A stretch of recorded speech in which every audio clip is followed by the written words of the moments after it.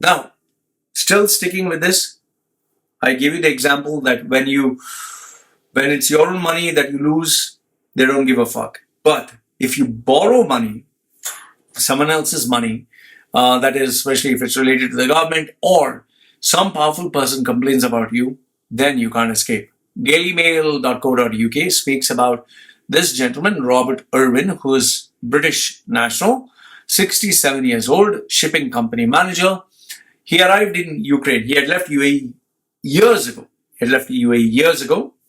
But when he went to Ukraine for holiday or whatever, he was arrested in Ukraine.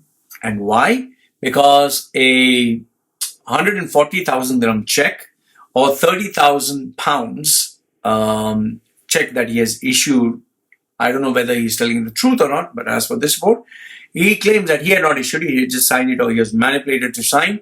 So a check that he had issued 13 years ago, 1-3, now it was submitted to Interpol, and Interpol, which is supposed to do nothing but criminal work, instead they have, worked with Dubai and HSBC, Hong Kong, Shanghai Bank, to file a case against him, and because of which he got jailed.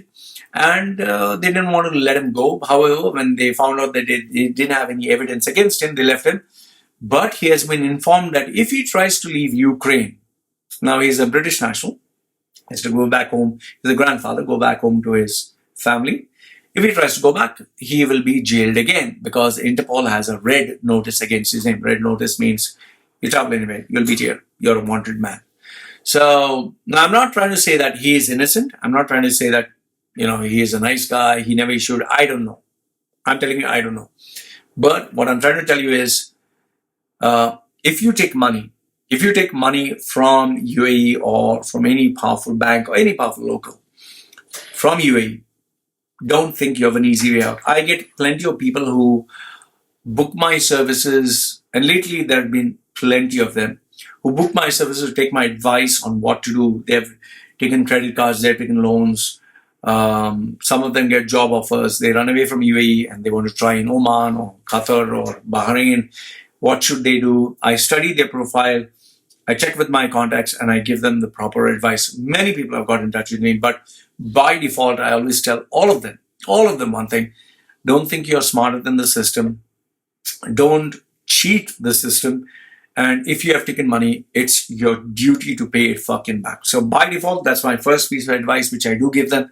But then again, there are many cases where people are genuinely sick, or people have genuinely made a mistake, or just bad fucking choices in life. And there have been cases where people earn just maybe $1,000 or $2,000, and they have taken like $50,000 in terms of loans, and even if they work for the next 20 years, they will never be able to pay it back. So what do you do then? Then that's a big question. So I've got many people who have taken my advice, my consultation, my services, and I've literally had to sit down with them, study their profile, and tell them what is the best course of solution for them. Because if you have taken from certain entities, no matter where you are, they will eventually catch you. Unless, of course, you've decided you'll go back to your country and you'll never leave the four walls of your forest or your village.